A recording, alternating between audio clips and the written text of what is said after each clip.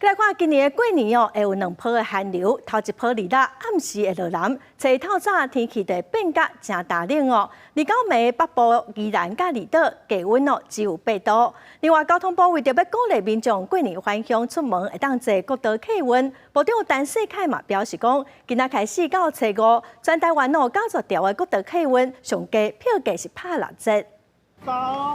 特别春节连假，因为这么大的人流南来北往，交通事分也正紧张咧备战。桃机公司指出，根据桃机航班运用人数有无系统显示，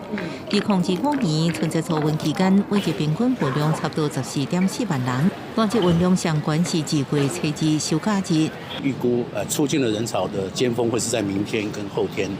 那入境的是在2月2号的那一天。那这2天的人潮的趋势，我们判断，在最尖峰的时候将会超过15万人次，那这是在疫情之后的春节的这个最高峰。为鼓励民众坐国道客运，交通部长陈世凯表示，为今日开始到休假坐全台90条国道客运，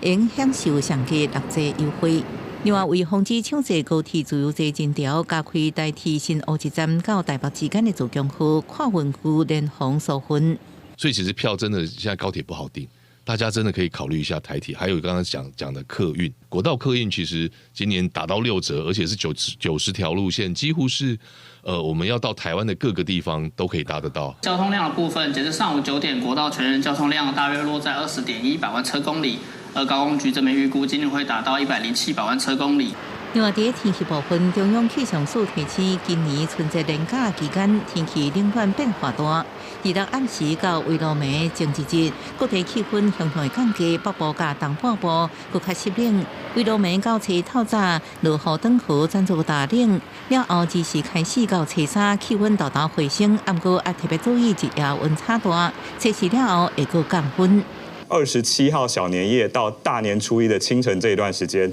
我们受到寒流的影响，会有相当多的地方低温出现10度以下的低温，中部以北、宜兰、花莲地区，那甚至在北部地区、宜兰以及金门跟马祖可能会下探到8度左右。